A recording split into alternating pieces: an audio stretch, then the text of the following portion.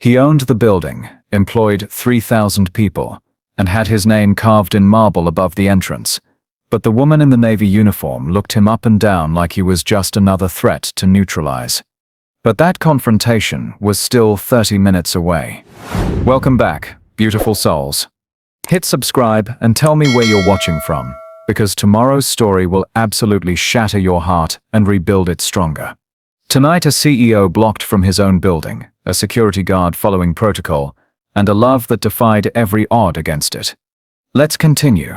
Jonathan Lucas stood at the floor-to-ceiling windows of his 42nd floor corner office, watching the city wake up below him. At 38, he commanded a tech empire worth billions, but this morning felt different.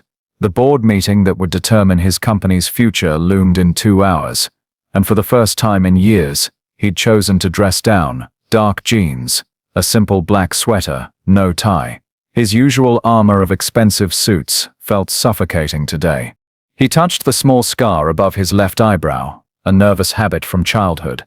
The scar came from a playground fight when he was 8, defending himself against boys who said he didn't belong in their neighborhood. 30 years later, he still felt like he was proving he belonged somewhere. His assistant knocked. "Mr. Lucas, the car service called. They're running 20 minutes behind." "Cancel it," Jonathan said without turning around. "I'll walk." "Sir, it's 12 blocks." "I said, I'll walk." The words came out sharper than intended. He softened his tone. "I need the air." What he needed was to remember who he was before the suits, the boardrooms, the careful choreography of corporate power. Before he became the poster child for diversity and inclusion, before every room he entered fell silent as people catalogued his presence, before success became another kind of cage. He grabbed his wallet and phone, leaving his briefcase, his badge, everything that marked him as CEO Jonathan Lucas. Today he just wanted to be Jonathan. 12 blocks away, Rachel Chen adjusted her new uniform in the security office mirror. Navy blue with silver badges, crisp and authoritative. At 34, she'd built a career on attention to detail, on following protocol when everyone else cut corners. It's what kept her alive in Afghanistan, what earned her respect in a profession dominated by men who questioned whether a 5'6" Asian woman could handle herself. "First day jitters?" asked Pete, the evening shift supervisor she was replacing. "I don't get jitters," Rachel replied. Checking her radio one more time, "I get prepared." Pete chuckled. "Lucas Industries is different from military security. Lots of VIPs, lots of ego. But the pay's good, benefits are better. And your daughter, what's her name, Lily? She'll be set with the education package." Rachel's jaw tightened at the mention of her 8-year-old daughter. Everything she did was for Lily.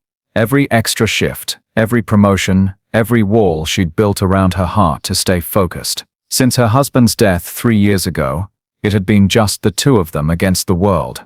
"The key," Pete continued, pulling up the building's security database, "is knowing who matters. Jonathan Lucas, the CEO. He's got full access everywhere. But he always travels with an entourage, always has his executive badge. You'll never miss him." Rachel nodded, studying the photo on the screen. A black man in an expensive suit, confident smile. The kind of polished perfection that came with money and power. She'd worked security for politicians, generals, corporate executives. They were all the same. They expected the rules to bend for them. "What if someone claims to be him but doesn't have ID?" she asked. Pete shrugged. "Company policy is clear. No badge, no entry.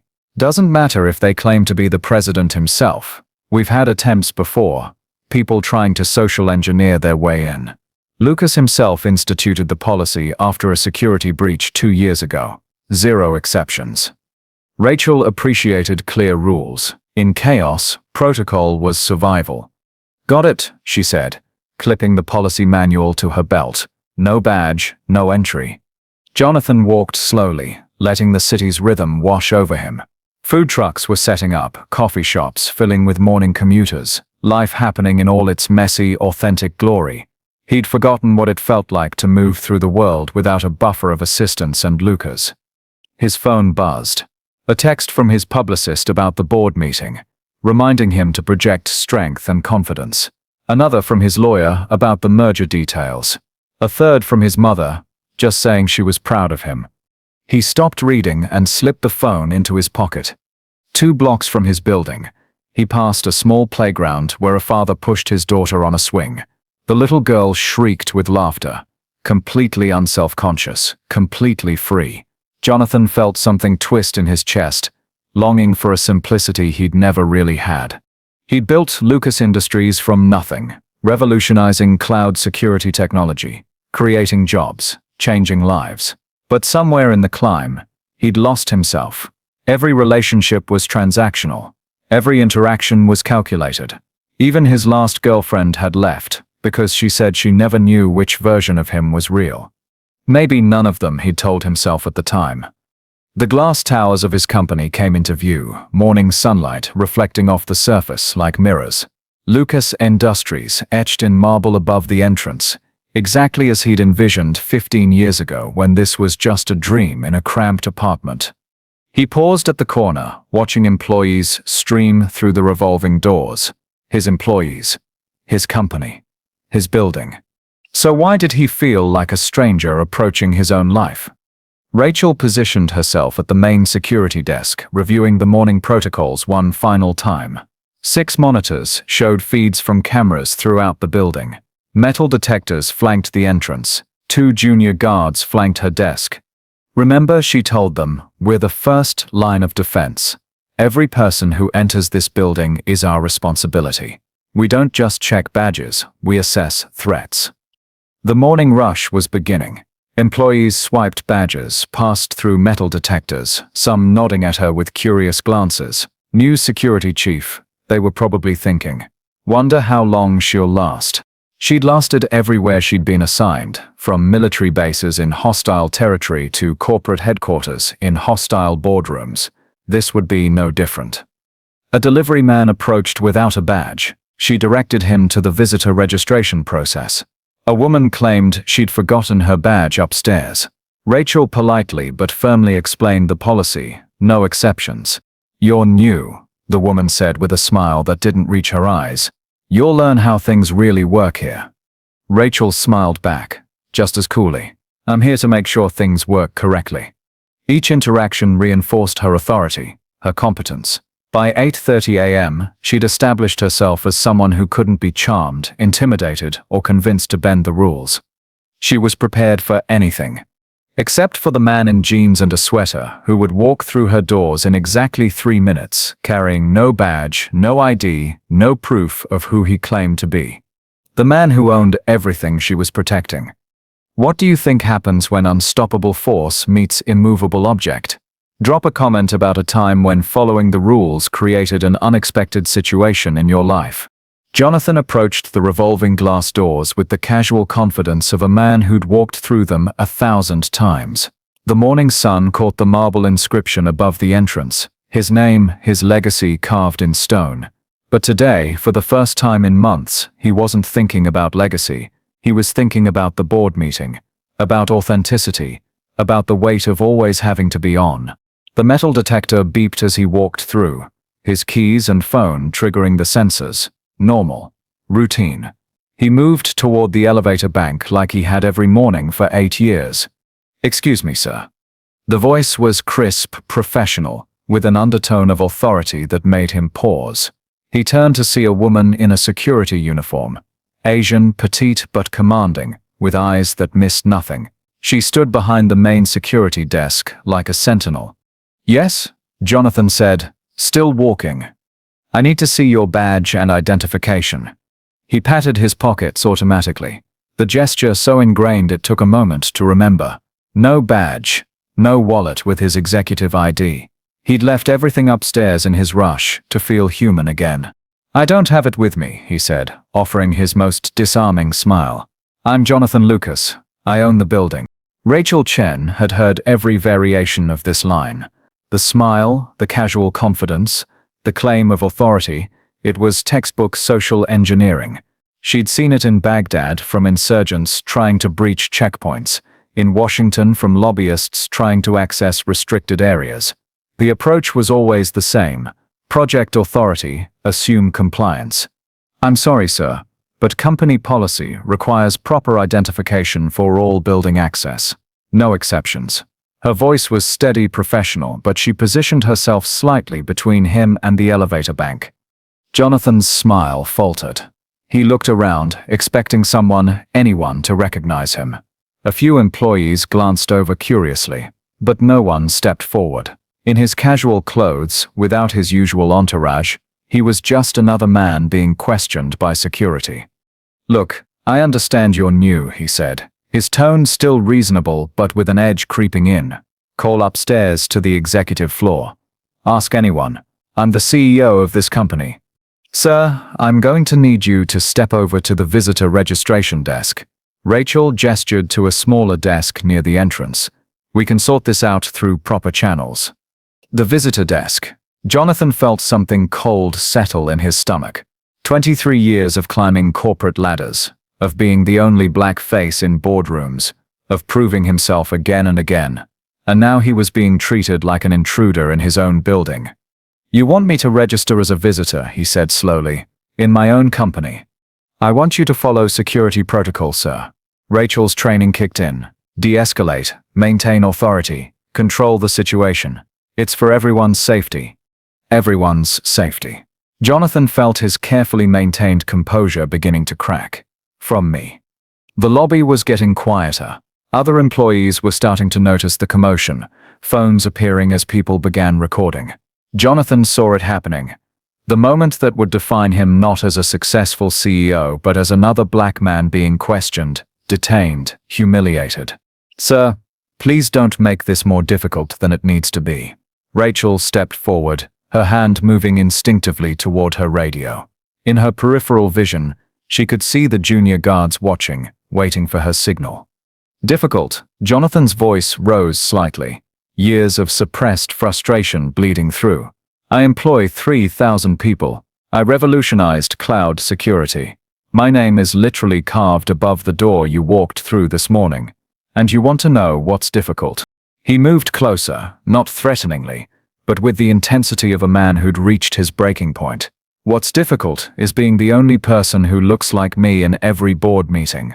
What's difficult is having to be twice as good to get half the recognition. What's difficult is walking into my own building and being treated like a threat because I chose to dress like a human being instead of a corporate robot. Rachel felt the weight of his words, saw something raw and real beneath the anger. But protocol was protocol. Emotions were a luxury she couldn't afford. Not in her job, not in her life. She'd seen what happened when feelings overrode training. People died. Careers ended. Little girls lost their fathers. Sir, I'm asking you one final time to please step to the visitor desk, or I'll be forced to call additional security. The words hung in the air like a challenge. Around them, the lobby had gone almost silent except for the soft whir of phones recording, the distant ding of elevator bells, the whispered conversations of employees who were witnessing their CEO being treated like a potential criminal. Jonathan stared at her for a long moment, seeing his reflection in her dark eyes, a reflection that looked tired, frustrated, and utterly defeated. This was the moment that would go viral, that would be dissected on business blogs and social media. Black CEO denied entry to own building. The headlines were already writing themselves. Fine, he said quietly, the fight draining out of him. Fine, I'll register as a visitor to my own company. He walked to the visitor desk, each step feeling like a mile. The security guard there, a young white man who Jonathan had personally hired, looked up with obvious recognition dawning in his eyes. Mr. Lucas. Sir, I'm so sorry, I didn't... It's fine, Marcus, Jonathan said, his voice hollow. Just do whatever she needs you to do. Rachel watched from her post, something twisting in her stomach as she saw the defeated slope of his shoulders, the way he stood at that desk like a man attending his own funeral. The junior guard was frantically making calls, probably to the executive floor, probably confirming what she was beginning to suspect. But it was too late now. The damage was done. Jonathan signed whatever papers were put in front of him, accepted a visitor badge like it was a scarlet letter. When he turned back toward the elevator, His eyes found hers across the lobby. There was no anger there anymore, no frustration, just a bone-deep weariness that spoke of a man who was tired of fighting battles he should never have had to fight. "Thank you," he said quietly as he passed her desk, "for keeping everyone safe from me." The elevator doors closed behind him with a soft chime, leaving Rachel alone with the weight of what she'd just done and the growing certainty that she'd made a catastrophic mistake.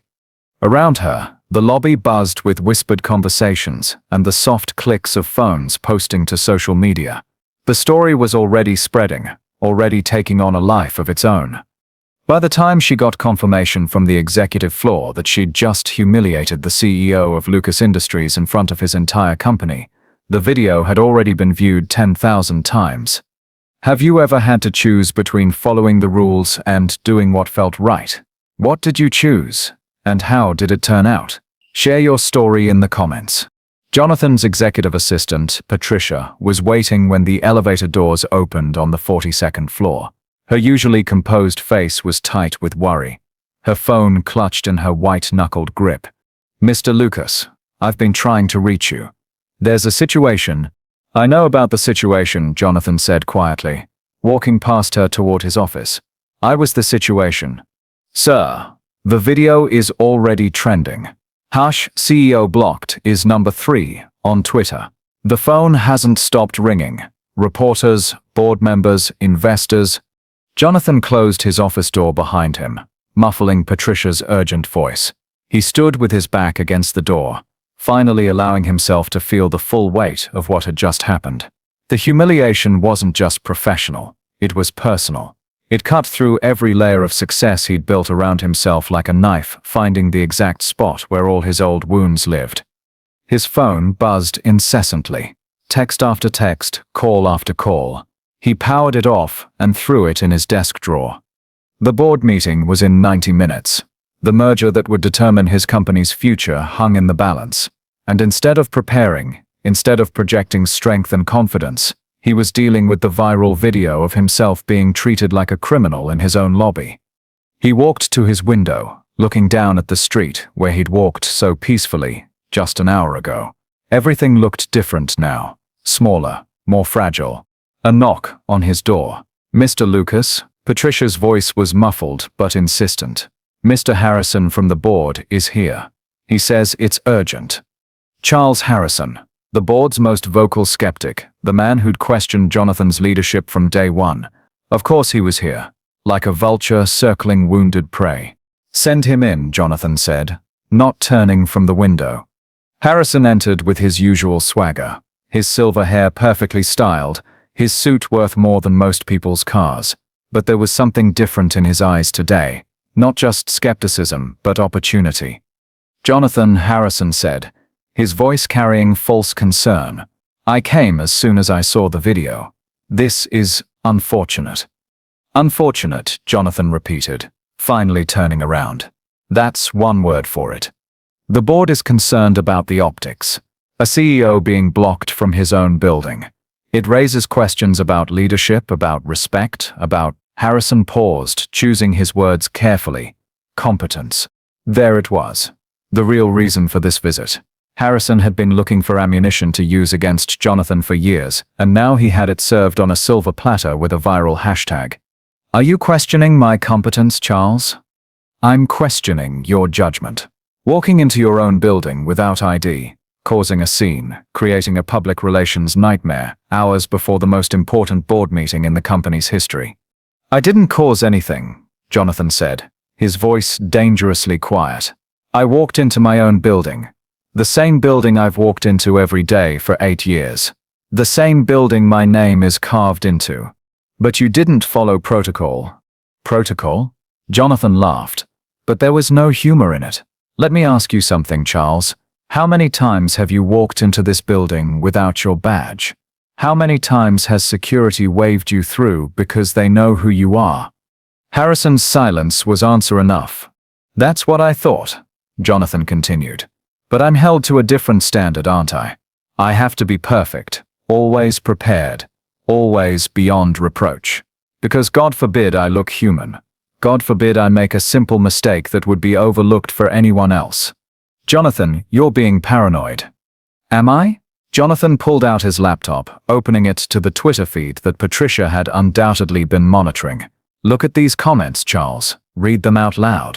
Harrison glanced at the screen and looked away quickly. Can't do it. Let me help. Jonathan began reading. Should have had better security to keep people like him out. Probably stealing from his own company. Affirmative action CEO finally exposed. He looked up. Still think I'm being paranoid. Harrison shifted uncomfortably. Jonathan, I understand you're upset. I'm not upset. I'm tired. Jonathan closed the laptop. I'm tired of having to be twice as good to get half the recognition. I'm tired of walking into rooms where I'm the only person who looks like me. I'm tired of people like you questioning my competence while ignoring your own incompetence. Now see here. No, you see here. Jonathan's voice cut through the air like steel. I built this company from nothing. I created jobs, revolutionized an industry, made you and every other board member richer than you ever dreamed. And you want to use one security misunderstanding to question my leadership. Jonathan moved closer, and for the first time in their relationship, Harrison took a step back. The board meeting is in 90 minutes, Jonathan said. Either you stand behind your CEO, or you explain to the shareholders why you're more concerned about a 30-second video than the billion-dollar merger I've been negotiating for 6 months. Harrison straightened his tie, trying to recover his composure. The board will make its position clear, Jonathan. But I'd suggest you think carefully about how you want to handle this situation. Public perception matters in business. After Harrison left, Jonathan sank into his chair, suddenly feeling every one of his 38 years. The weight of constant vigilance, of always having to prove himself, of never being allowed to simply exist without justification. It was crushing him. 29 floors below, Rachel Chen was discovering what it felt like to have your world collapse in real time. The confirmation call from Jonathan Lucas's assistant had come 15 minutes after he'd disappeared into the elevator. The words still echoed in her head. You just denied building access to our CEO. Her hands shook as she reviewed the security footage, watching the confrontation from multiple angles. There it was, clear as day. The man in casual clothes, the reasonable request for ID, her by-the-book response. Everything she'd done had been correct, according to protocol. So why did she feel like she'd made the worst mistake of her life? Chen. The voice belonged to Pete, the supervisor she'd replaced. He'd been called back in for an emergency meeting. His face was grim. Conference room.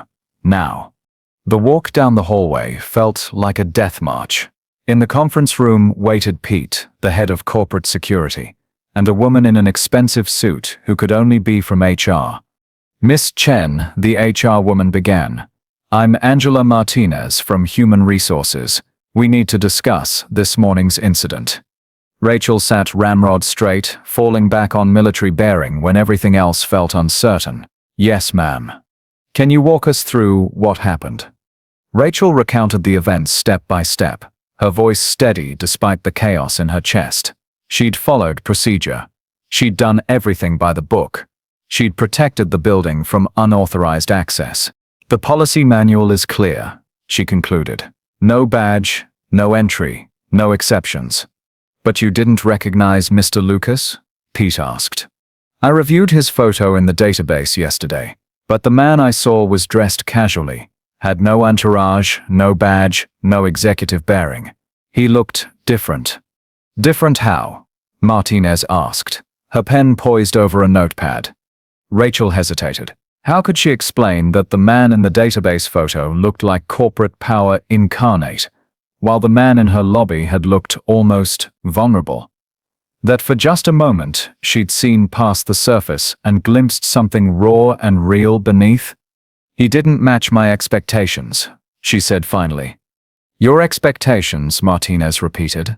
Can you elaborate? I expected the CEO to look like a CEO, to act like a CEO. And how exactly does a CEO look and act, Miss Chen? The question hung in the air, loaded with implications. Rachel was only beginning to understand. She'd seen the video by now, had read some of the comments. She knew how this looked from the outside. "I was following protocol," she said quietly. "Protocol that Mr. Lucas himself instituted," Pete added. "Zero tolerance for security breaches." Martinez nodded. "Miss Chen, you're not being disciplined. You followed company policy to the letter. However, given the sensitivity of this situation, we're placing you on administrative leave while we conduct a full review." Administrative leave. The corporate equivalent of suspension. Rachel felt something cold settle in her stomach. "For how long?" "Until further notice. You'll retain full pay and benefits, of course. But given the media attention this incident is receiving, we feel it's best if you're not on site during the investigation." Rachel nodded, not trusting her voice. She'd been a security professional for 12 years, had served tours in Afghanistan, had never once wavered in her duty, and now she was being benched because she'd done her job too well. "There's one more thing," Martinez continued. "Mr. Lucas has called an emergency meeting of the security department for this afternoon. Given the circumstances, it would be best if you weren't present." After they dismissed her, Rachel sat in her car in the parking garage, staring at her hands on the steering wheel. In 6 hours, she'd gone from confident security chief to unemployed single mother. The media attention Martinez mentioned was already starting. Her phone had 3 voicemails from reporters wanting her side of the story. Her side of the story, as if there were sides to following protocol. She thought about the man in the elevator, the defeat in his eyes when he'd thanked her for keeping everyone safe from him. She'd been protecting the building from threats. She hadn't realized she was threatening someone's dignity. But that wasn't her job, was it? Her job was security, not sensitivity. Her job was protocol, not psychology. So why did she feel like she'd failed at something much more important than either? Her phone rang. Lily's school. "Miss Chen? This is Principal Foster. Lily's very upset. She's seen something online about you and work, and she's asking to come home early. Can you pick her up?" Rachel closed her eyes. Her 8-year-old daughter had seen the video. The story was spreading beyond corporate Twitter into mainstream social media, and somehow her little girl had been caught in the crossfire. "I'll be right there," Rachel said. As she drove toward Lily's school, Rachel made herself a promise. She'd followed protocol perfectly, and she wouldn't apologize for doing her job. She wouldn't second-guess herself, wouldn't let guilt consume her. But deep down, in a place she didn't want to acknowledge, she wondered if doing her job correctly and doing the right thing might sometimes be 2 very different things. And she wondered if she'd learn the difference too late. The emergency board meeting had been a disaster. Jonathan sat in his office at 6:47 p.m., watching the city lights flicker on below. The merger was on hold. 3 board members had called for his resignation. The stock price had dropped 8% in a single day, all because of a 30-second video that had now been viewed over 2 million times. His secure phone rang, the one only his head of security used for emergencies. "Mr. Lucas." The voice was tense, urgent. "We have a situation. Building's going into lockdown." Jonathan straightened. "What kind of situation?" "Credible threat called in 20 minutes ago. FBI is taking it seriously. Bomb squads en route, but protocol requires all personnel to shelter in place until we get the all clear." "How long?" "Could be hours, sir. The threat mentioned specific floors, specific times. We can't take chances." Jonathan looked out at his empty executive floor. Most of his staff had gone home hours ago, leaving him alone with his failures and regrets. "Where's the command center?" "Security office, 13th floor. I'm coordinating from there with federal agents." "I'm coming down." "Sir, I don't think that's—" "I'm coming down," Jonathan repeated, and hung up. Rachel had picked up Lily from school, endured her daughter's confused questions about the mean things people were saying online, and spent the afternoon trying to pretend her career wasn't over. When her secure phone rang with the emergency callback, all security personnel to report immediately for a credible threat, she almost ignored it. But she was still technically employed until the review concluded, and whatever else had happened, she wasn't the kind of person who abandoned her post during a crisis. Mummy has to go back to work for a little while, she told Lily, calling her neighbor to babysit. Mrs. Patterson will make you dinner. Okay. Are you in trouble at work? Lily asked, her 8-year-old eyes too wise for her age. No, sweetheart. Mommy just has to help keep people safe. 20 minutes later, Rachel badged into the building she'd been barred from that morning. The irony wasn't lost on her. During a real emergency, suddenly her expertise was needed again. The 13th floor security center was controlled chaos. Multiple screens showed camera feeds throughout the building. Radio chatter filled the air. 2 FBI agents huddled over technical equipment, while security personnel monitored exit points. Chen, Pete called out when he saw her. Thank God. We need all hands for this one. What's the threat? Caller mentioned explosives on multiple floors, timed for different intervals. Could be a hoax, but we can't risk it. Buildings locked down hard. Nobody in, nobody out until we clear every floor. Rachel fell into the familiar rhythm of crisis management. Training took over, pushing aside the day's emotional turmoil. This was what she did best. Protect people when everything else fell apart. How many personnel still in the building? She asked, pulling up the digital access logs. 137, Pete replied. Most are in the lower floors, but we've got skeleton crews scattered throughout. Executive floor. One person, Lucas himself. Of course he was still here, working late while his world collapsed, just like she would have been doing if their roles were reversed. Ma'am, one of the junior guards approached nervously. The elevator just activated on the executive floor. Someone's coming down. Rachel looked at the elevator indicator. 42, 38, 24. That would be our CEO, she said quietly. The elevator dinged, and Jonathan Lucas stepped out. He looked different than he had that morning. Still casually dressed, but there was something harder in his bearing now. The weight of the day's battles had settled on his shoulders like armor. His eyes found hers immediately across the crowded room. For a moment, neither of them moved. The FBI agents kept working. Security personnel monitored their stations, radio chatter continued. But between Jonathan and Rachel, there was complete stillness. Mr. Lucas, Pete said, breaking the spell. Sir, for your safety, we'd prefer you remain on the executive floor during lockdown. I want to be where I can help, Jonathan replied, his gaze still fixed on Rachel. This is my building, my people. Agent Martinez, the FBI lead, looked up from her equipment. Sir, we appreciate your concern, but this is now a federal investigation. We need you to follow our protocols. Your protocols, Jonathan said, the words carrying weight from their earlier encounter. Rachel felt heat rise in her cheeks. Even in crisis, the morning's confrontation hung between them like a toxic cloud. Agent Martinez, she interjected. Mr. Lucas has extensive knowledge of the building's security systems. His input could be valuable. Everyone turned to look at her. Jonathan's eyebrows raised slightly, surprise flickering across his face. He designed most of our current protocols, Rachel continued, her voice steady despite the chaos in her chest. If someone's trying to exploit weaknesses in our security, he'd know where they are. Agent Martinez nodded slowly. Fair point, Mr. Lucas. If you're staying, you'll need to coordinate directly with our security team. Miss Chen, Rachel supplied. I'm head of security. The lie felt strange on her tongue. Technically, she was on administrative leave, but crisis made its own rules. Miss Chen will be your liaison, Martinez concluded, already turning back to her equipment. And suddenly Rachel found herself partnered with the man she'd humiliated just 12 hours earlier. They worked in careful professional silence for the first hour.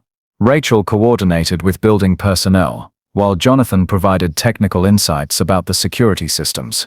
The threat seemed real, too many specific details for a simple hoax, but the search was methodical, floor by floor. Bomb squads cleared the first 10 floors, Pete reported. Nothing so far, but they're being thorough. How long until they reach the upper floors? Jonathan asked. 3, maybe 4 hours. They can't rush this.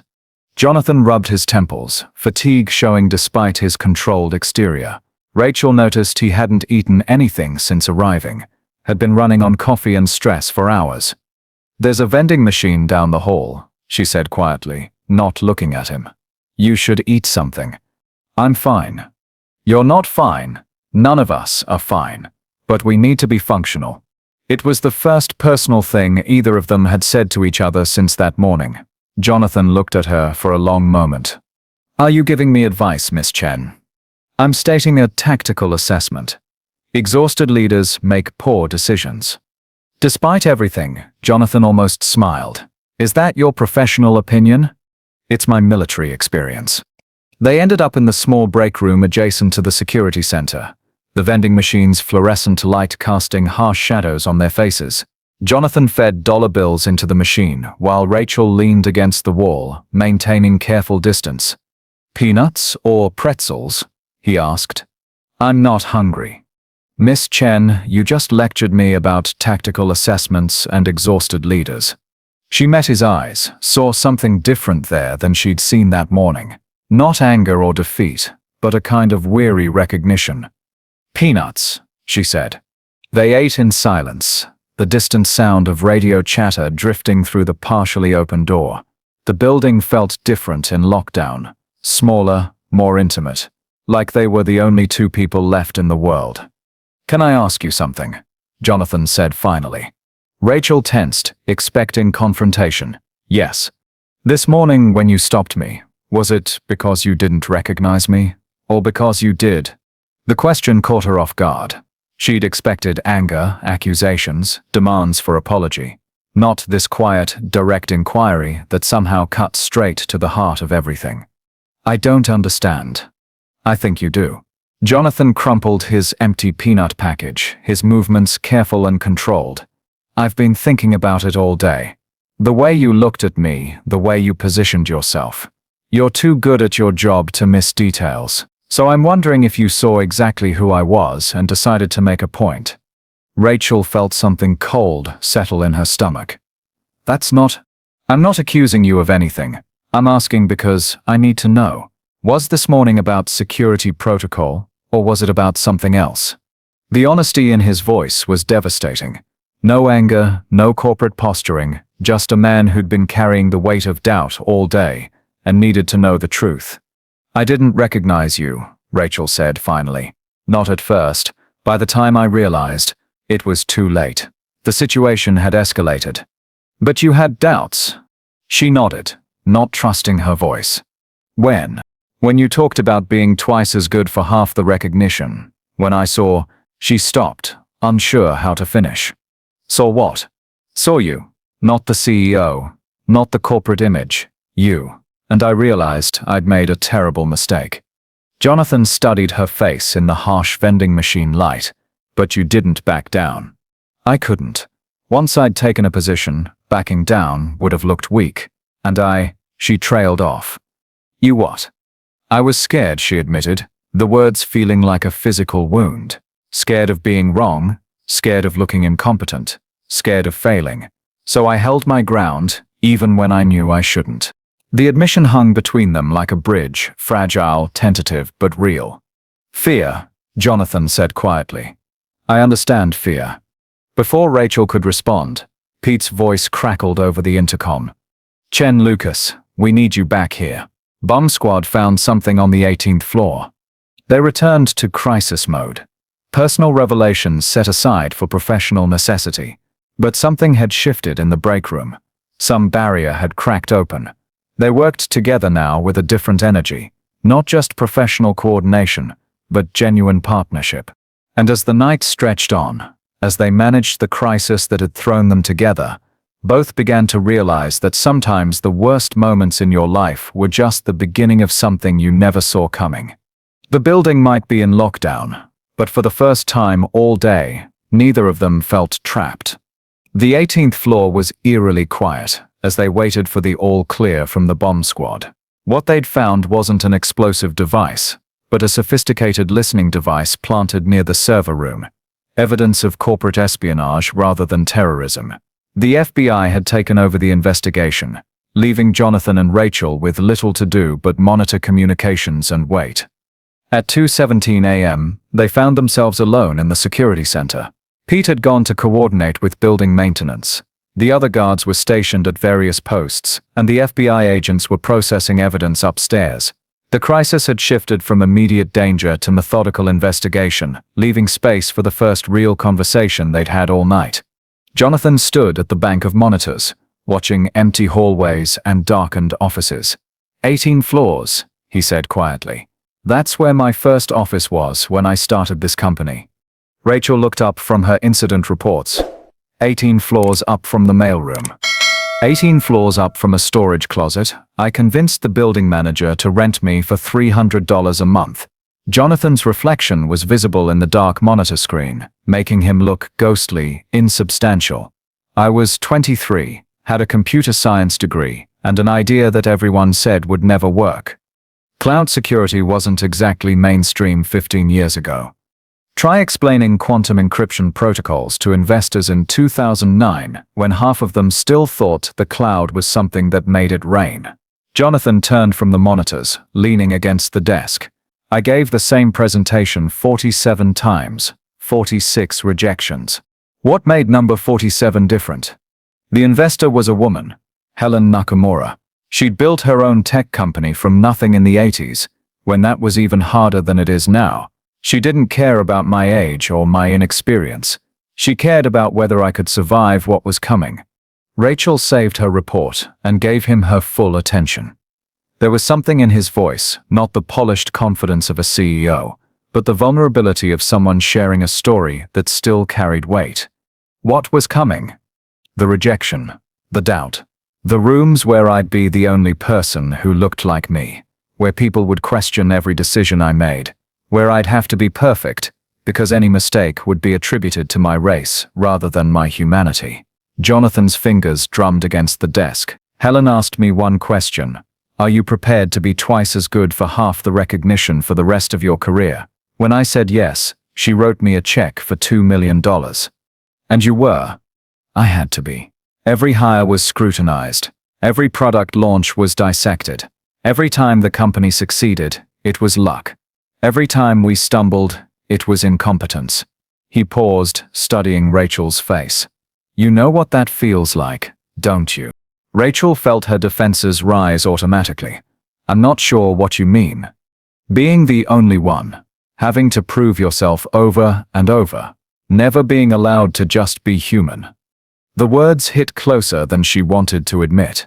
Rachel had spent her entire adult life being the only woman in rooms full of men, the only Asian face in military units, the only single mother in corporate security. But admitting that felt like admitting weakness. This morning, Jonathan continued, when you stopped me for just a moment, I wasn't the CEO who'd built an empire. I wasn't the success story or the diversity poster child. I was just another black man being questioned in a lobby. And 15 years of progress disappeared. Rachel felt something crack open in her chest. I'm sorry. I'm not telling you this for an apology. I'm telling you because I think you understand what it's like to carry armor everywhere you go.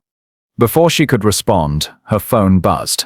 A text from Mrs. Patterson. Lily's having nightmares. Keeps asking when you're coming home. She saw more videos online. Rachel closed her eyes, the weight of single motherhood crashing back down on her.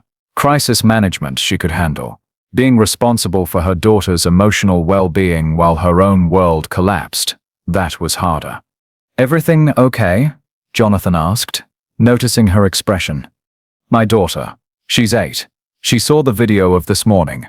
And now, Rachel trailed off, unsure why she was sharing this with him. Now she's scared for her mum. Rachel nodded, not trusting her voice. What's her name? Lily. Tell me about her. The request was so unexpected, so gentle, that Rachel found herself responding despite every instinct telling her to maintain professional distance. She's brilliant, scary brilliant. Reads at a high school level, does algebra for fun, asks questions that make me realize how little I actually know about the world. Rachel's voice softened as she talked about her daughter. She wants to be an astronaut, not because space is cool, but because she's calculated the probability of discovering extraterrestrial life and decided the odds are in her favor. Jonathan smiled. The first genuine smile she'd seen from him. She sounds like her mother. She's nothing like me. She's fearless where I'm cautious, optimistic where I'm realistic. She believes the best about people until they prove otherwise. Rachel's throat tightened. I'm terrified I'm going to ruin that. By protecting her. By teaching her that the world is something to defend against instead of something to embrace. The admission hung in the air between them, more personal than anything Rachel had shared with anyone in years. She couldn't believe she was having this conversation with a man she'd met 12 hours ago.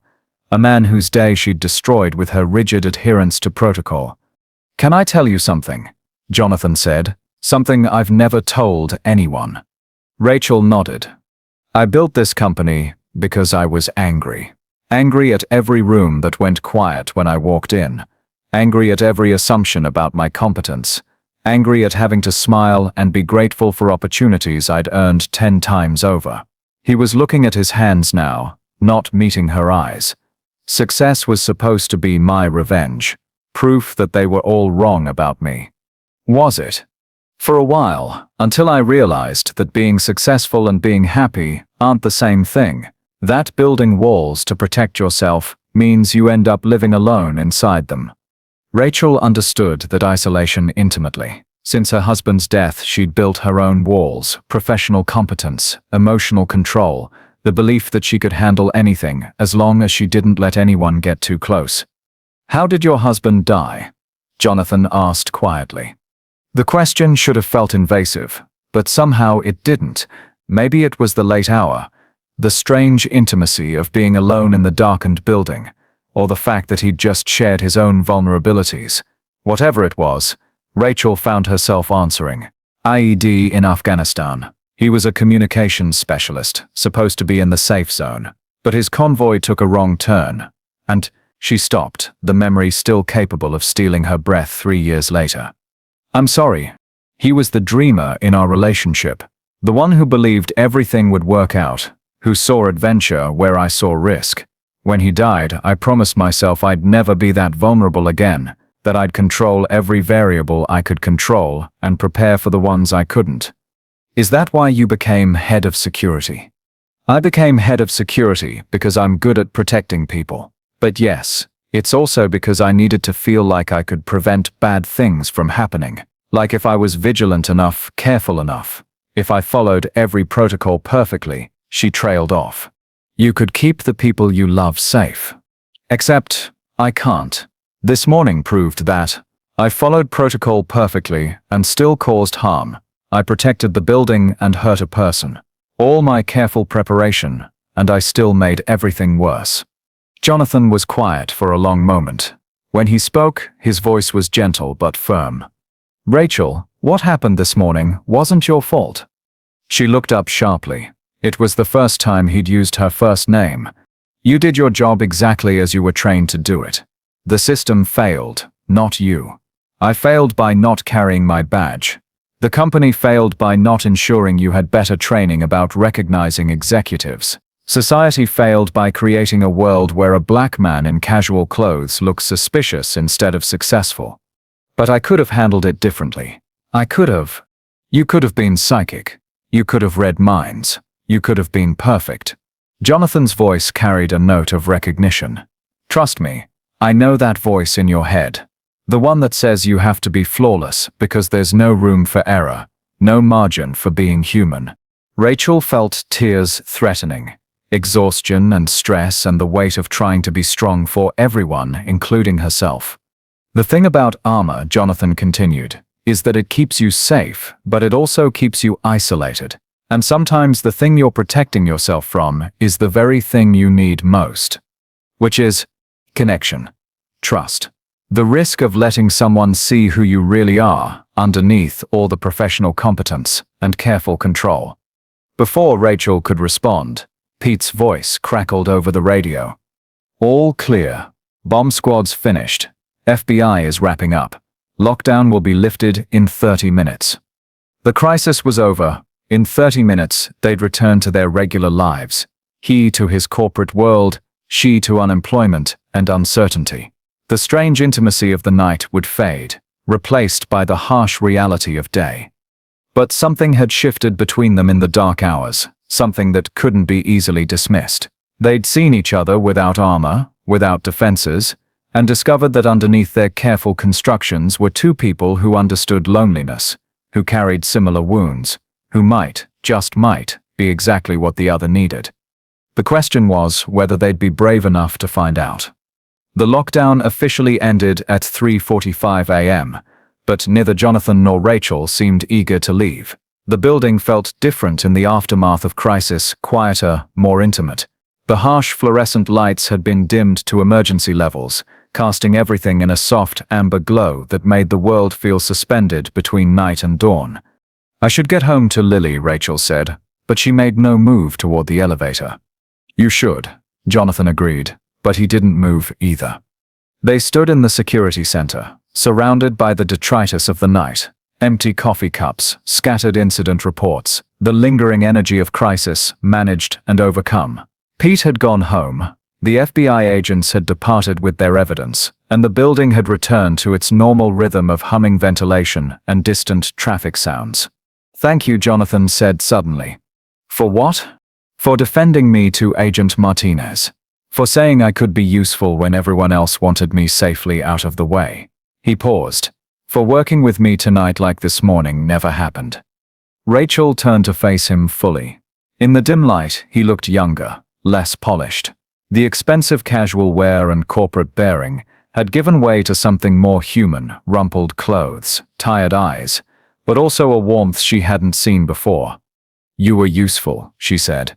"More than useful. You knew this building better than anyone. Understood the systems in ways that helped us respond faster. You're a good leader, Jonathan." It was the first time she'd used his first name, and they both noticed. The formality that had defined their interactions, Mr. Lucas, Miss Chen, felt suddenly ridiculous after the intimacies they'd shared. "Can I show you something?" Jonathan asked. "What?" "The reason I was walking to work this morning. The reason I forgot my badge." He led her to the elevator, pressing the button for the 42nd floor. As they rode up in comfortable silence, Rachel realized she trusted him completely. A remarkable development, considering 24 hours ago they'd been strangers, and 12 hours ago they'd been adversaries. The executive floor was dark, except for emergency lighting. Jonathan's corner office looked out over the city, floor-to-ceiling windows offering a panoramic view of lights stretching to the horizon. "This is beautiful," Rachel said, moving to the windows. "It's a cage," Jonathan replied quietly. "Beautiful, expensive, prestigious, but still a cage."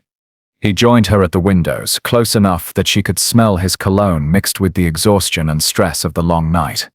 "This morning, I woke up in my penthouse apartment, ate breakfast prepared by my housekeeper, reviewed briefing materials for a board meeting that would determine my company's future, and I realized I couldn't remember the last time I'd done something just because I wanted to, not because it was expected or required or strategic.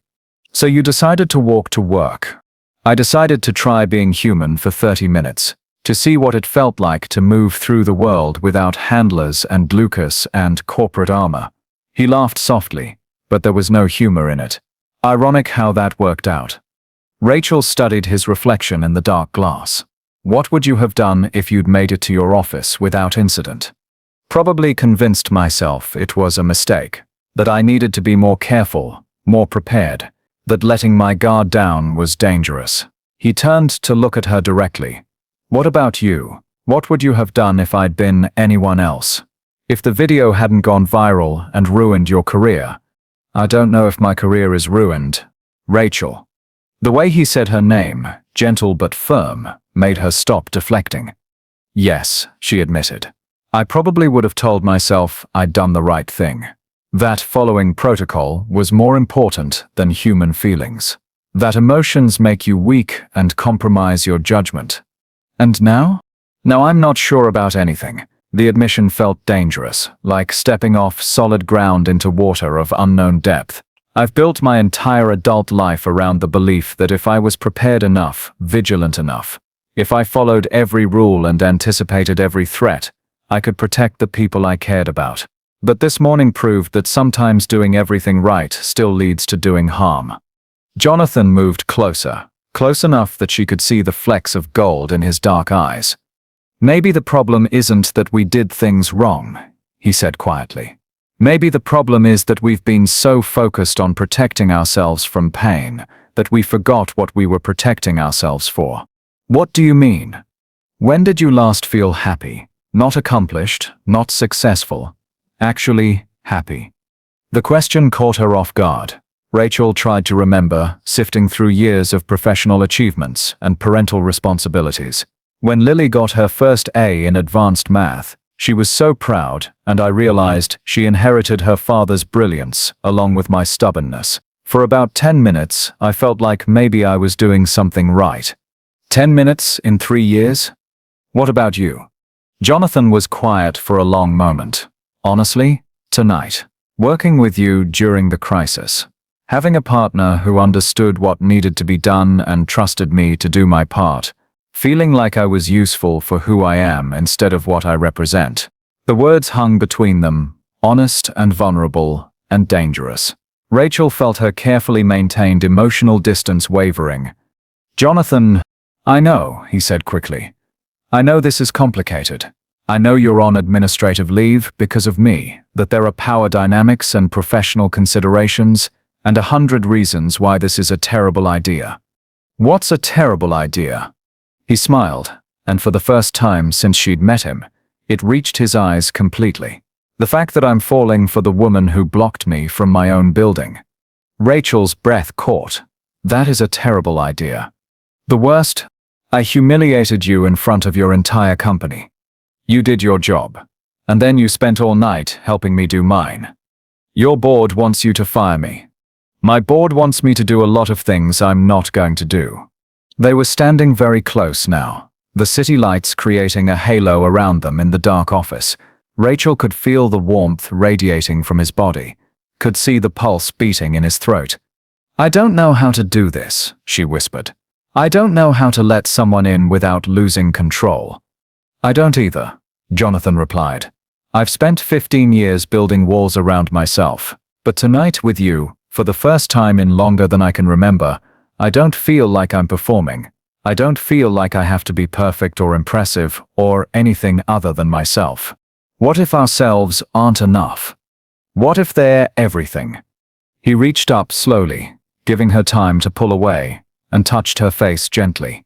His thumb traced the line of her cheekbone, and Rachel felt something inside her chest crack open. Not break, but bloom.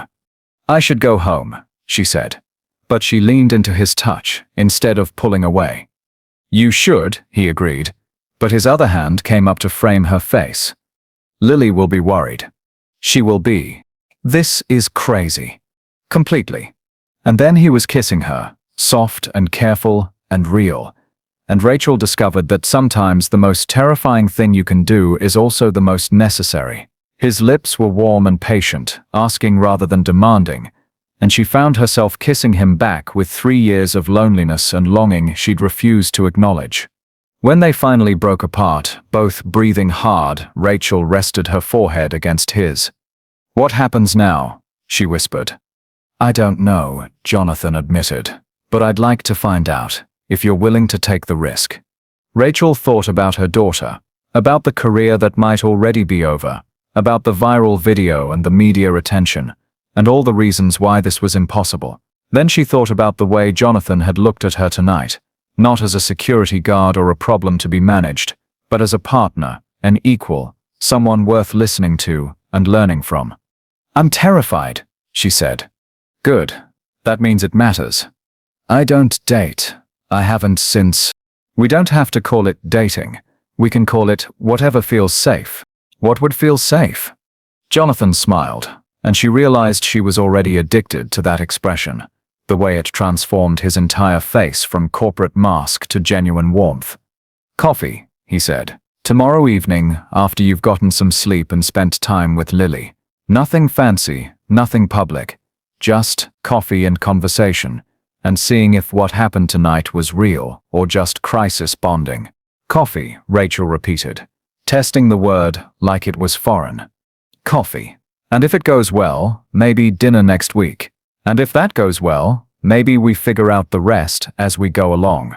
Rachel found herself smiling back, feeling lighter than she had in months. That sounds terrifying. The best things usually do.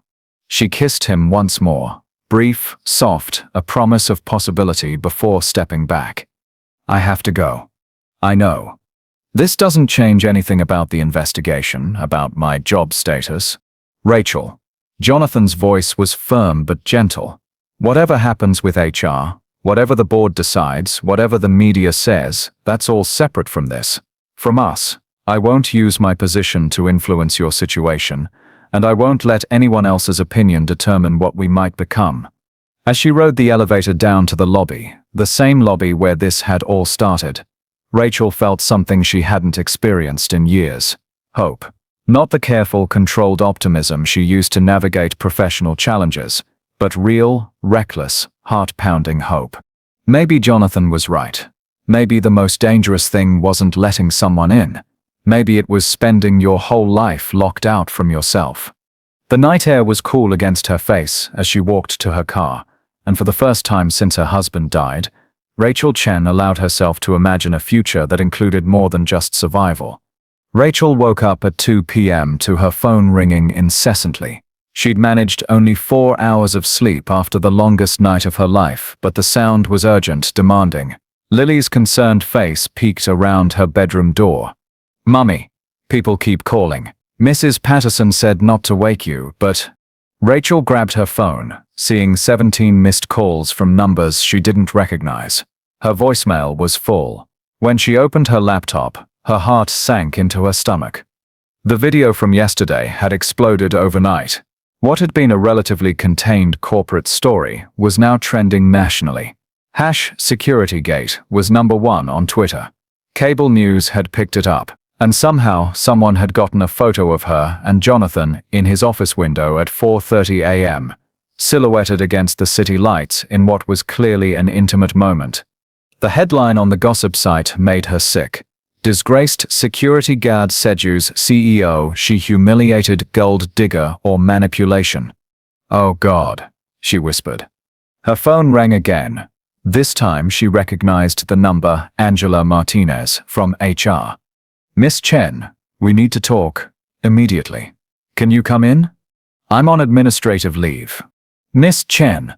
Martinez's voice was ice cold. There are new developments, new photos, new questions about your conduct and motivations.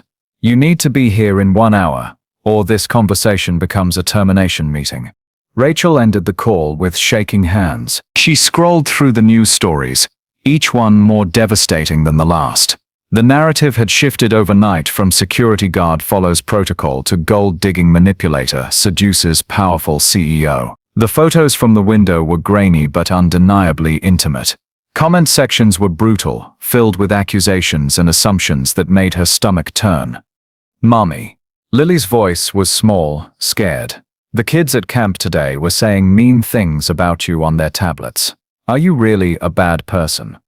Rachel pulled her daughter into her arms, feeling her carefully constructed world crumbling around them. No, baby. Sometimes people say mean things about people they don't understand. But I'm not bad, and I love you more than anything in the world. But as she held Lily close, doubt crept in. Was she bad? Had she manipulated the situation somehow? The connection she'd felt with Jonathan had seemed so real, so honest. But in the harsh light of media scrutiny, everything looked different. Jonathan's day had started even worse. He'd arrived at the office at 7 a.m. to find Charles Harrison and 2 other board members waiting in the conference room with the company's crisis management team. The photos were already trending, and the corporate communications department was in full damage control mode. Explain this to me, Jonathan. Harrison slid a tablet across the table showing the window photo. Explain how you went from being humiliated by security to having a romantic encounter with the same guard 12 hours later. It's not what it looks like. It looks like you're having an affair with the woman who caused the biggest PR disaster in our company's history. It looks like either you're being manipulated by someone looking for a payday, or you're having some kind of breakdown. Jonathan felt the familiar weight of being judged, measured, found wanting. Every success, every achievement, could be erased by one moment of perceived weakness or poor judgment. Rachel Chen is a professional who handled a crisis situation with extraordinary competence. What you're seeing is two colleagues who worked together all night to keep this building secure. Colleagues don't stand that close together, Jonathan. Charles. The board is concerned. Harrison's voice carried the weight of authority, of men who'd never had to justify their personal lives to anyone. This morning's developments change everything. The merger discussions are suspended pending a full investigation into your judgment and fitness for leadership. The room went silent.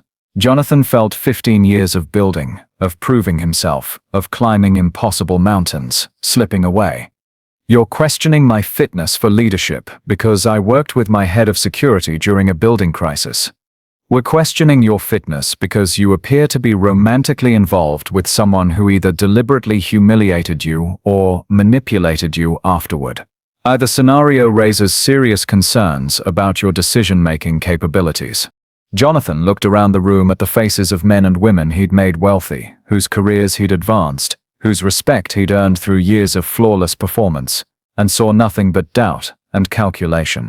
I want to speak with Rachel directly, said Sandra Kim, the board's newest member and Jonathan's strongest supporter. Before we make any decisions, I want to hear her side of this. That's not happening, Harrison replied quickly. Miss Chen is already under investigation for her conduct yesterday.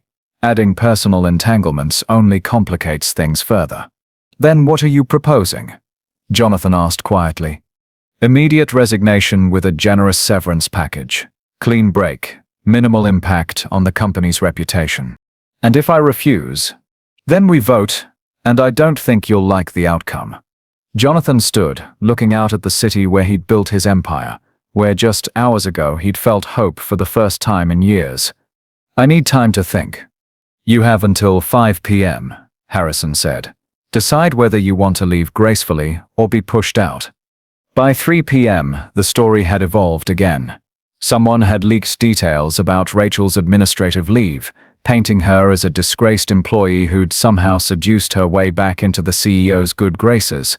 The photos were being analyzed by body language experts on cable news. Social media was dissecting every angle, every gesture, building a narrative of manipulation and corporate scandal.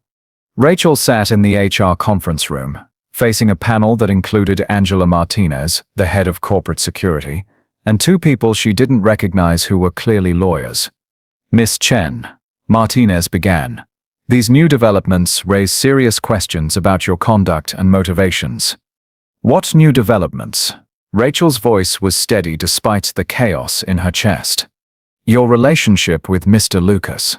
The photos suggest an intimate encounter occurred during what was supposed to be a professional crisis response. Mr. Lucas and I worked together to coordinate building security during a federal investigation. Any personal conversation happened after the all-clear was given. Personal conversation that led to what appears to be a romantic encounter. Rachel felt trapped, cornered by implications and assumptions.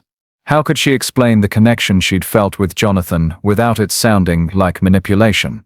How could she defend feelings that were so new she barely understood them herself? I won't discuss my private life with corporate HR. Miss Chen, you're still employed by this company, still bound by our conduct policies. A relationship between an employee and the CEO, especially under these circumstances, violates several ethical guidelines. I'm on administrative leave. I haven't been an active employee since yesterday morning. That's a technicality, and you know it. One of the lawyers leaned forward. Miss Chen, we're prepared to offer you a generous severance package. 6 months' salary, continued health benefits for you and your daughter, positive references for future employment. All we need is your resignation and a non-disclosure agreement regarding your interactions with Mr. Lucas. The offer hung in the air like a lifeline and a trap simultaneously. 6 months' salary would give her time to find new work without worrying about Lily's security. But signing would mean admitting wrongdoing, would validate the narrative that she'd somehow manipulated the situation. What if I refuse? Then we proceed with a full investigation into your conduct, your motivations, and your fitness for any future employment in corporate security. Given the media attention, given the questions about your judgment and professionalism, I don't think you'll find the outcome favorable. Rachel thought about Lily, about the little girl who believed her mother was a hero, who needed stability and security more than pride or principle. Can I have until 5 o'clock to decide? Of course. At 4:30 p.m., Jonathan's phone rang, Rachel's number. We need to talk, she said without preamble. Where are you? Parking garage. Level B2. She was standing next to her car, still in the clothes she'd thrown on that morning, looking smaller and more fragile than he'd ever seen her. The confident security professional was gone, replaced by a woman who looked like she was barely holding herself together. They want me to resign, she said before he could speak. They want me to resign too. They stared at each other across the concrete expanse. Two people who'd found something precious and were watching it be torn apart by forces beyond their control. This is my fault, Jonathan said. I should have been more careful, more aware of how it would look. It's not your fault. It's not anyone's fault. It just is. The board thinks you manipulated me, that you either planned the whole thing yesterday or took advantage afterward. Rachel's laugh was bitter. The HR team thinks you seduced me as some kind of power play, that I'm either a victim or a gold digger. Do you believe that?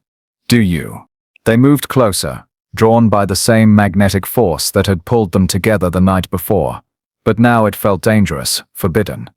I know what I felt last night, Jonathan said quietly. So do I. But maybe real isn't enough. What are you saying? Rachel's voice broke slightly. I'm saying that I can't destroy your company. I can't be the reason you lose everything you've built. And I can't have my daughter growing up thinking her mother is the woman from those photos, those headlines. Rachel, I'm going to take their severance offer, sign their papers, disappear from your life as quietly as possible. No. Jonathan's voice was firm, desperate. No. We can fight this. We can tell our story, set the record straight. With what? Feelings. The media doesn't care about feelings. The board doesn't care about truth. They care about perception, about damage control, about protecting their investments. I don't care about the board. You should. This is your life's work. This what we found. This could be my life. Rachel felt tears threatening. 3 years of careful control finally cracking under the weight of loss and possibility. I can't be the reason you lose everything, she whispered. And I can't be the reason you disappear. They stood in the parking garage, surrounded by concrete and shadows, both knowing they were at the end of something that had barely begun. The connection between them was still there, electric, undeniable, real. But it felt like trying to hold lightning. Maybe in a different world, Rachel said. Maybe in a different time, Jonathan replied. She kissed him then, soft and desperate and final. A goodbye to possibility, to the future they'd imagined for exactly one night. When she pulled away, both of them had tears in their eyes. I have to go, she said. I know. She got in her car without looking back, because looking back would have broken what remained of her resolve. And Jonathan stood in the parking garage until her taillights disappeared, feeling like he'd just lost something he'd never known he'd been looking for his entire life. By 5 p.m., both resignation letters had been submitted. By 6 p.m., the media was declaring victory in exposing corporate corruption and manipulation. And by 7 p.m., two people who'd found love in the most unlikely circumstances were sitting alone in their respective homes, wondering if doing the right thing always had to feel like the end of the world. Have you ever had to choose between love and everything else in your life? Sometimes the hardest battles are fought in our own hearts. What would you have done in their situation? Share your thoughts below. 3 days had passed since the resignations, and the media storm was beginning to fade. New scandals had emerged to capture public attention, and #SecurityGate was already becoming yesterday's news. But for Jonathan and Rachel, those 3 days felt like 3 years of hollow existence. Jonathan sat in his penthouse apartment, the same apartment where this had all started, staring at a resignation letter he'd written and rewritten a dozen times. Not to the board, that bridge was burned, but to himself. A letter attempting to explain why he'd given up everything he'd built for a connection that lasted exactly one night. His phone had been silent, except for his mother's daily check-ins, and his lawyer's updates about the legal ramifications of his departure. The merger had fallen through. Stock prices had stabilized after the initial drop. Charles Harrison had been named interim CEO, exactly as he'd planned all along. The apartment felt like a museum of his former life.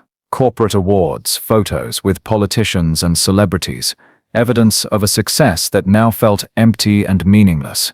He'd achieved everything he'd set out to accomplish, and it had left him completely alone. There was a knock at his door. Jonathan frowned. His doorman hadn't called up, which meant whoever it was had gotten past security. He opened the door to find Sandra Kim, the board member who'd tried to defend him. "Hello, Jonathan." "Sandra. How did you—" "Your doorman is a fan of your work in educational technology. His daughter got a scholarship through your foundation." She stepped inside without invitation, looking around the sterile perfection of his living space. "We need to talk." "If the board sent you—" "The board didn't send me. I'm here as someone who's watched you build something extraordinary and refuses to let you throw it away without a fight." Sandra moved to the windows overlooking the city, the same windows where Jonathan had stood just days ago, feeling hopeful for the first time in years. "Do you know what I did before joining your board?" she asked. "Investment banking. I was the only Korean woman in a white male firm for 15 years. I know what it's like to be twice as good for half the recognition. I know what it's like to have every decision questioned, every relationship scrutinized, every moment of humanity used as evidence of unfitness." Jonathan remained silent, sensing she had more to say. "I also know what it's like to let fear make your decisions for you, to choose safety over authenticity, appearance over truth." She turned to face him. "Is that what you're doing now?" "I'm protecting what matters." "Are you? Because from where I stand, it looks like you're protecting what other people think matters while abandoning what actually does." Sandra.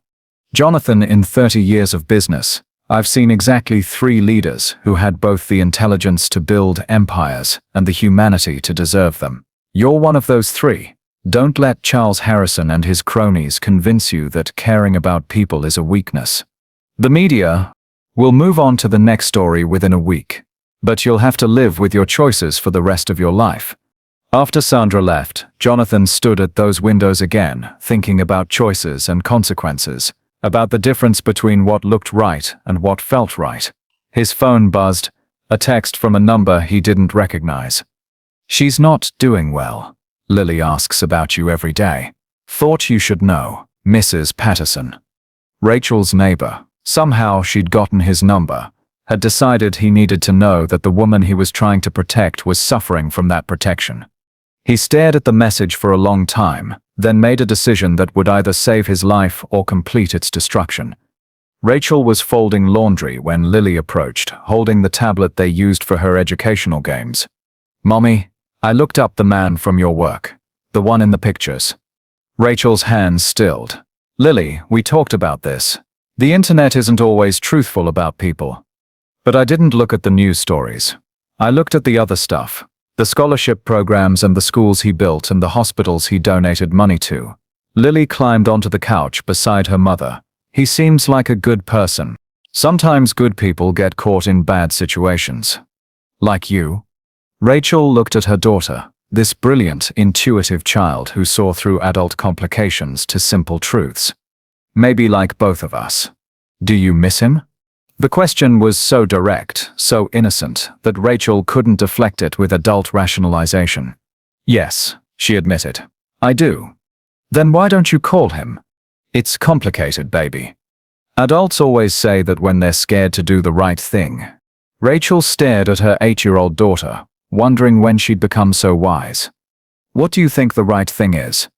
"I think the right thing is being happy. And I think you were happier those 2 days than you've been since Daddy died." The observation hit like a physical blow.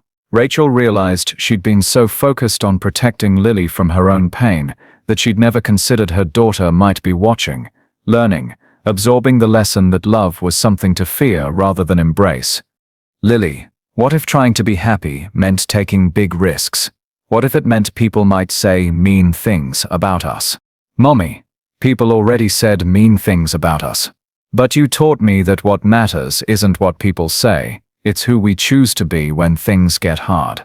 Rachel pulled her daughter close, breathing in the scent of childhood shampoo and innocence, realizing that maybe the person she'd been trying to protect didn't need protecting as much as she needed an example of courage. What if I made some phone calls? Rachel asked quietly. What if I tried to fix this? I think that would be very brave. Rachel reached for her phone, then stopped. Not a phone call. That was too easy to hang up, too easy to retreat from. If she was going to do this, she was going to do it right. Lily, how do you feel about going for a drive? Jonathan's doorman called up at 8:47 p.m. Mr. Lucas, there's a Rachel Chen here with a young lady. Says she needs to speak with you. Jonathan's heart stopped. Send them up. He spent the 90 seconds before her knock checking his appearance, straightening his apartment, preparing speeches he'd never have time to deliver. When he opened the door, Rachel stood there in jeans and a simple sweater, holding the hand of a little girl who looked exactly like her, but with curious eyes instead of guarded ones. Hi, Rachel said simply. Hi. This is Lily. Hello, Lily. Jonathan crouched down to the little girl's eye level. I'm Jonathan. I know who you are. You're the man my mum won't stop thinking about. Lily. Rachel's face flushed red. What? You do think about him? A lot. You get that same look Daddy used to give you when he thought you weren't watching. Jonathan and Rachel stared at each other over Lily's head, years of emotional walls crumbling under the honest observation of a child. Can we come in? Rachel asked. There are some things I need to say. They sat in Jonathan's pristine living room, Rachel on the edge of the sofa, Lily exploring the awards and photographs with unabashed curiosity, Jonathan trying to process the fact that the woman he'd been mourning for 3 days was sitting 10 feet away. I quit my job, Rachel said without preamble. I know. I quit mine too. That was stupid. Which part? Both parts. Rachel's voice grew stronger, more confident.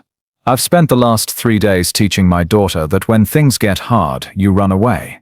That when people judge you, you hide. That love is something to be ashamed of instead of something to fight for. Rachel. I'm not finished. She stood up, pacing to the windows where they'd kissed just days ago. I've spent 3 years building walls around my heart, convincing myself that being alone was safer than being vulnerable. But you know what I realized? I wasn't protecting Lily from pain. I was teaching her that pain was something to fear instead of something to overcome. Lily looked up from examining a humanitarian award. Mummy's been crying a lot, she announced matter-of-factly. But not sad crying. Angry crying. Like when she's frustrated with herself. Thank you for that insight, baby, Rachel said. But she was smiling. Jonathan stood, moving closer, but maintaining careful distance. What are you saying? I'm saying I don't want to be careful anymore. I don't want to make decisions based on what's safe or what other people think or what protects me from getting hurt. Rachel turned to face him fully. I want to make decisions based on what's true. And what's true is that I've fallen in love with you. The words hung in the air like a challenge, like a dare, like a promise. What's also true, she continued, is that I don't know how to do this. I don't know how to be in love without being terrified. I don't know how to balance being a mother with being a partner. I don't know how to trust that someone won't leave. Then we'll figure it out together. Even if it means more media attention, more scrutiny, more people questioning your judgment. Jonathan moved closer, close enough to touch her face gently. Rachel, 3 days ago I had everything I thought I wanted. Money, power, respect, success. And I was miserable. Completely, utterly miserable. These 3 days without you have been the longest of my life. But your company can be rebuilt. Will be rebuilt, if that's what I choose. But there's only one you. Only one chance at this.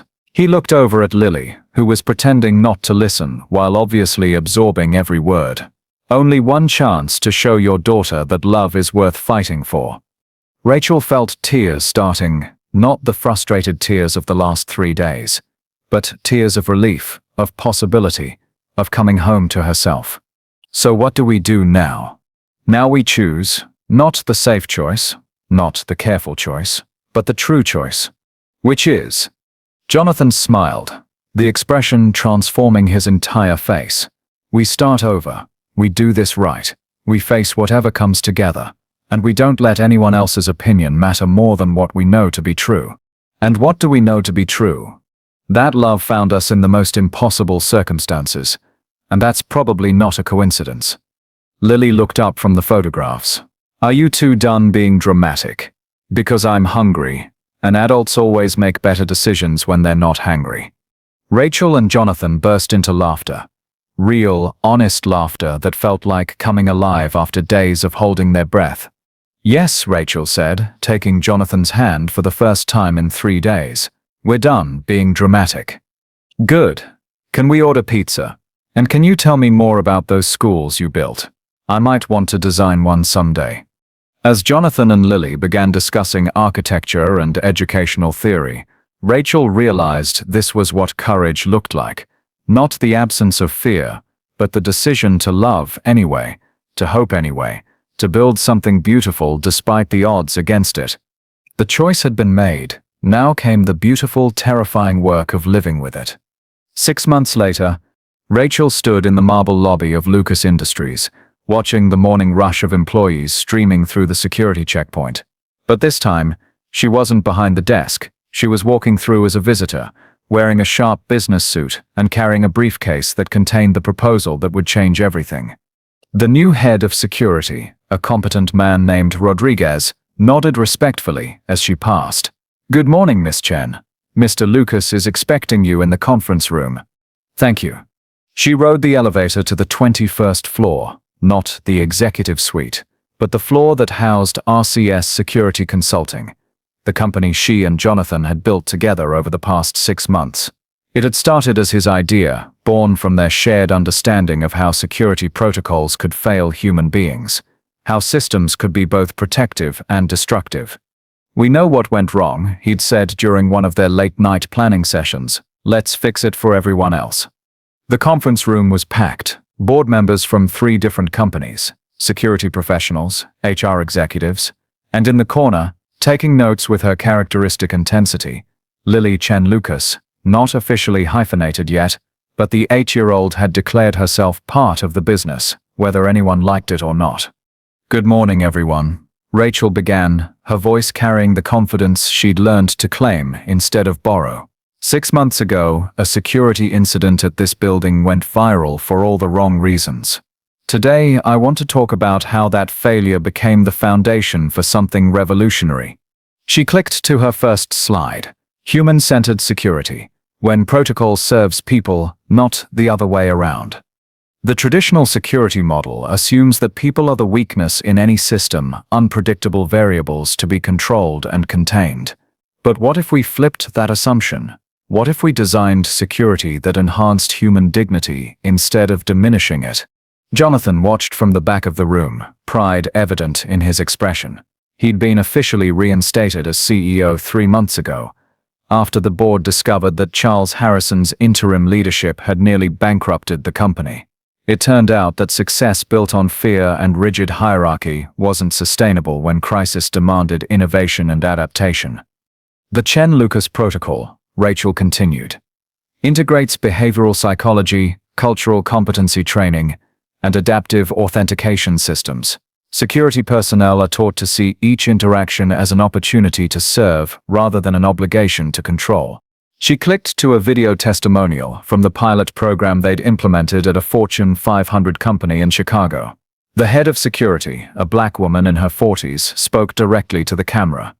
Before the new training, I saw my job as keeping the wrong people out. Now I see it as helping the right people feel welcomed and safe. The difference in employee satisfaction has been remarkable, but more than that, I actually love coming to work again. Sandra Kim, now chairwoman of Lucas Industries board, leaned forward with interest. What kind of results are you seeing? Rachel smiled, clicking to her metrics slide. Security incidents down 40%.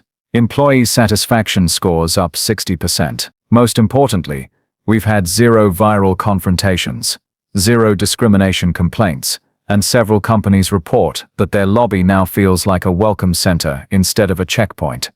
She advanced to her next slide, which showed a photograph of herself and Jonathan training security teams together. But the real innovation isn't in the protocol itself, it's in how we developed it. Every system we design comes from lived experience, from understanding what it feels like to be on both sides of security interactions. One of the board members from the visiting companies raised his hand. Miss Chen, isn't there a conflict of interest in your relationship with Mr. Lucas affecting your professional judgment? Rachel had been waiting for this question for months. Sir, my relationship with Jonathan began because we were both committed to serving something larger than ourselves, the safety and dignity of people in our care. That shared commitment hasn't created a conflict of interest. It's created a partnership that makes both of us better at our jobs. She clicked to her final slide, a photo of Lily at the science fair 3 weeks ago, standing next to her project on how buildings can be smart and kind. First place, naturally. We're not just building security systems, Rachel concluded. We're building a world where my daughter doesn't have to choose between safety and humanity, where protection doesn't require dehumanization, where the people we love can walk into any building and be seen for who they truly are. The room erupted in applause. Rachel caught Jonathan's eye across the room, and he gave her the smile that had become her anchor, proud, loving, full of promise for everything they were building together. After the presentation, as the executives filed out discussing implementation timelines and contract negotiations, Lily approached the podium. That was really good, Mom. You didn't even look nervous. I was terrified, Rachel admitted. But you did it anyway. I did it anyway.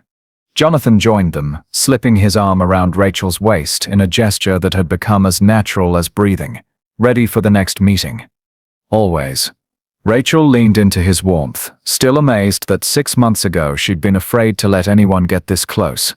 They walked toward the elevator together, the same elevator where this story had begun with humiliation and misunderstanding. But now it was just transportation, carrying them toward whatever came next. Oh, Lily said as the doors closed.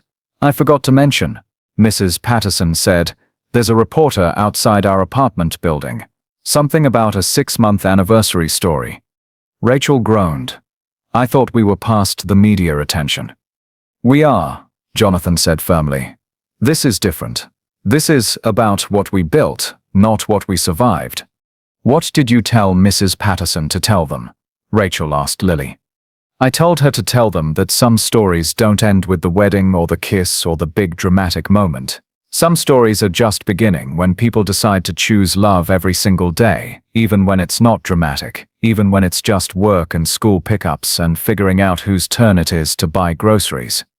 Rachel and Jonathan stared at their daughter, because somewhere along the way that's what Lily had become to both of them. When did you get so wise?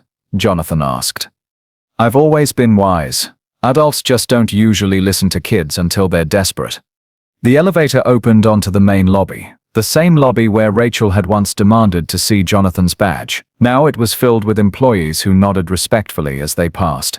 Security personnel who'd been trained in their new protocols, visitors who were greeted with courtesy instead of suspicion. As they walked toward the entrance, Rachel noticed something new mounted beside the main security desk. A small plaque that read, "Security is not about building walls. It's about creating spaces where everyone can be their authentic selves safely." You added that today, she said to Jonathan. I thought it was time. They pushed through the revolving doors into the afternoon sunlight, where indeed a small crowd of reporters waited. But Rachel felt no anxiety, no urge to flee or hide. This was her life now, complicated, public, imperfect, but real. Miss Chen, one reporter called out. Any comment on how your security incident led to a successful business partnership? Rachel paused, considering her answer. 6 months ago, she would have said no comment and hurried away. Today, she walked toward them. I'd like to say something, actually. The reporters quieted, cameras focusing. 6 months ago, I made a mistake that went viral. I followed protocol perfectly and still caused harm. because the protocol was flawed. Instead of hiding from that failure, we decided to fix it. She gestured toward the building behind them. What you see here isn't just a business success story. It's proof that our worst moments can become the foundation for our best work if we're brave enough to learn from them instead of running away. What would you say to other people facing public humiliation or career setbacks? Rachel looked at Jonathan, then at Lily, then back at the reporters. I'd say that sometimes the thing that breaks you open is exactly what you needed to let the light in. But you have to be willing to sit in the discomfort long enough to figure out what the breaking was trying to teach you. And personally, how has your relationship with Mr. Lucas evolved? Jonathan stepped closer, taking her hand in a gesture that still made her heart flutter. Our relationship began in crisis and grew through choosing each other every day since. Not because it's easy, but because what we're building together matters more than what we're building apart. As they walked away from the reporters toward their car, Lily skipping ahead to examine something fascinating on the sidewalk, Rachel felt the completeness of this moment.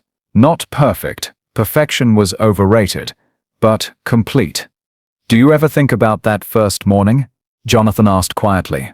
About how different everything would be if you'd recognized me, if I'd remembered my badge, if we'd never had that confrontation? Rachel considered this, watching Lily attempt to convince a pigeon that breadcrumbs were a fair trade for friendship. I think about it sometimes, but I think we needed to meet each other at our worst before we could build something at our best. No regrets? About the humiliation? The media circus? Nearly losing everything we'd worked for? Rachel smiled, the expression transforming her face the way it had in Jonathan's office that first night. Not if it led us here. They reached their car, a practical SUV that could handle Lily's science projects and soccer equipment, Jonathan's business materials, and Rachel's security consulting gear. Nothing fancy, nothing designed to impress anyone but them. As they drove home through the city where they'd found each other, Lily chatted about her plans for a new building design that would incorporate both security and community spaces. Jonathan and Rachel listened, occasionally catching each other's eyes in the rearview mirror, sharing the quiet amazement of people who'd discovered that love wasn't just possible, it was revolutionary. The building that had once been the site of their mutual humiliation faded in the distance behind them, but its lessons remained that dignity was worth fighting for. That mistakes could become bridges, that sometimes the most beautiful thing you could build from the wreckage of your carefully planned life was a future you never could have imagined. And as the sun set over the city, painting everything in shades of gold and promise, Rachel Chen and Jonathan Lucas drove toward home with their daughter, their work, their love, and the absolute certainty that some stories are worth every risk you take to write them. 6 months ago, she'd blocked him from his own building. Today they were building a world where no one would ever have to choose between security and humanity again. It had been, Rachel reflected, the most beautiful catastrophe of her life. The end. But what a beginning. What started as a moment of professional protocol became a love story that changed an industry. Sometimes the worst day of your life is actually the first day of everything you never knew you were looking for. What moments in your own life seemed like disasters, but led to unexpected blessings? Share your stories below. Every ending is just a new beginning waiting to be written. If this story made your heart race, prepare yourself. The next one will leave you absolutely breathless. More drama, more love, more life-changing moments await. Don't miss what happens next. Click on that story preview right now. Thank you for sharing this incredible journey with us, beautiful soul.